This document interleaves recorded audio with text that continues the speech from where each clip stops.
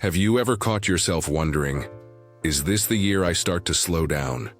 Maybe you notice it when bending to pick something up feels a little more stiff than usual. Or when standing from the couch takes just a second longer. And maybe, just maybe, you worry what all these small changes might mean. Will I need help soon? Am I still as independent as I was last year? Let me tell you something important. The body is smart. But it listens to what you do, not what you wish. And if your body sees that you're sitting more, moving less, and avoiding the little challenges, it adapts to that. Muscles quietly shrink, balance begins to slip, and everyday tasks, the ones you've done your whole life, getting dressed, bathing, cooking, suddenly feel harder than they should.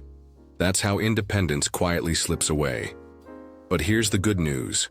You don't need a gym. You don't need a personal trainer. You don't need an hour a day. You just need a few intentional movements, done daily, to keep your strength, your confidence, and yes, your freedom. In this video, we're talking about 5 easy daily movements that can help keep you strong, sharp, and out of a nursing home. These are simple things done in minutes, but they add up in the best way possible. Now let's begin with one of the most important, yet often overlooked, things you can do. Standing up and sitting down, slowly, without using your hands. Sounds too easy, right? But here's the catch. It's not about just getting up, it's about how you do it. Every time you sit down without plopping into the chair, you're strengthening the muscles in your legs, hips, and core. And every time you stand up without pushing off with your hands, you're telling your body, I've still got this. This one motion, sitting to standing and back, mimics exactly what you'd need to do to get out of bed, rise from a toilet, get off the couch, and yes, stay independent.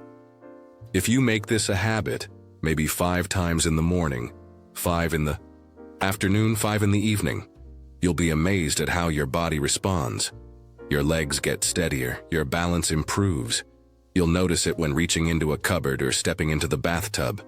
It's a simple act that echoes throughout the rest of your day. But there's something more subtle happening too.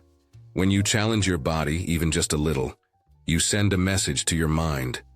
You remind yourself that you're still in charge, that aging may be real but decline isn't mandatory. And that shift in mindset, it's powerful. It's empowering. And it just might be the thing that keeps you thriving on your own terms. Let's keep going, because your body is capable of more than you've been led to believe. Now that we've begun with something as simple and as powerful as standing and sitting without using your hands, let's take a step deeper into your daily rhythm. Because there's another movement, just as basic, that quietly protects your independence, and that's reaching. Yes, reaching. Overhead, out to the side, behind you. Think about it. How often do you actually reach up for something each day? A bowl in a cupboard, a coat on a hanger, maybe even scratching your own back. If those movements are avoided, those muscles begin to say, well, I guess we're not needed anymore. That's why I make sure to stretch my arms overhead at least once or twice a day. I hold onto a door frame gently, and I let my shoulders open up. I roll my shoulders in a slow circle while I breathe in and out. Nothing extreme, just movement that reminds my body that it's still in motion. This matters because when your range of motion shrinks, so does your confidence. And confidence is the difference between asking for help and doing it yourself. It's the difference between reaching for a glass without worry and thinking, maybe I'll just leave that there. Now, don't worry if your shoulders are tight or if you've lost some flexibility. It's not about touching your toes or becoming a gymnast. It's about showing up, gently, with intention, one arm stretch at a time. There's also something very healing about those slow, reaching movements. It opens up the chest, improves posture, and even helps with breathing. You'd be surprised how much easier it is to take a deep, calming breath after a few shoulder rolls and arm reaches. Your lungs expand more fully, your heart rate settles, and you feel centered. Now let's talk about something that too many people overlook until it becomes a problem. Your ankles. Ankles are the unsung heroes of balance. They're what keep you steady when you step on uneven pavement or pivot to turn around. And yet we rarely think about strengthening them until we trip or twist or stumble. Each morning, I make a point to stand next to the kitchen counter, holding on lightly and lift up onto my toes. Then slowly back down. I do that about 10 times, nice and slow. It strengthens the calves, sure, but more importantly, it wakes up the ankles. And when your ankles are awake, your balance improves. A strong, responsive ankle could be what saves you from a fall one day. And at our age, we know how dangerous a fall can be. A single trip can lead to a hospital stay, and from there, things can spiral. That's not a scare tactic. That's the reality I've seen too many friends face. But it doesn't have to be your story, because what's powerful about these movements is that they're preventative. They're protective. They're a daily vote in favor of strength and self-reliance. You don't have to fear losing your independence if you're actively building the habits that support it. One slow sit to stand, one arm reach, one ankle raise. Day by day, they stack up, and the benefits show up in the most unexpected ways. And I promise you, the pride that comes from knowing you're still taking care of yourself, that's something no nursing home can give you. Let's keep going. Because if we're talking about staying out of nursing homes, we have to talk about something you use every single day, whether you realize it or not: your core. Now, when people hear the word core, they often picture gym abs or crunches and all that nonsense. But that's not what I mean. Your core is simply the center of your body. Your abdomen, your lower back, your hips. It's what holds you upright when you're sitting, keeps you balanced when you're walking, and stabilizes you when you twist, bend, or reach. And here's the kicker. The weaker your core becomes, the more everything else starts to fall apart. Literally. You slouch more. Your digestion slows, your lower back aches. Even getting up from the toilet can become a challenge. That's why one of the most valuable things you can do after 60 is to activate your core daily. And I'm not talking about floor exercises. You don't need a mat or a workout DVD. You just need to stand up straight, plant your feet firmly on the ground, and gently tighten your belly while you breathe. Imagine you're zipping up a pair of pants, lightly drawing your stomach in without holding your breath. I do this while I brush my teeth. 2 minutes of gentle engagement. It's not about straining, it's about reminding your muscles they still have a job to do, and that simple act does something powerful. It reconnects your brain with your center. You carry yourself more confidently, your lower back feels more supported, and your body starts to remember what it feels like to be stable. Let's not forget how many seniors end up in nursing care after one bad fall, one moment of lost balance, one weak twist of the body. But when your center is strong, you're harder to knock down. And that brings me to one of my favorite movements, because it's sneaky and easy and works like magic. It's something I like to call the hallway walk. Here's what I do. Every afternoon, I walk slowly down my hallway with one foot directly in front of the other, heel to toe, just like you're walking on a line. I do it once or twice, holding my arms out slightly to the side for balance. It looks silly.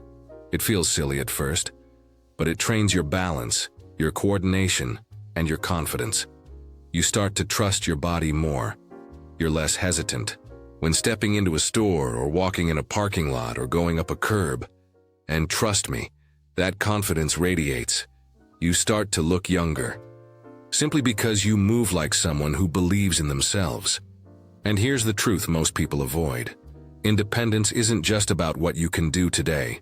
It's about what you'll still be able to do next year and the year after that.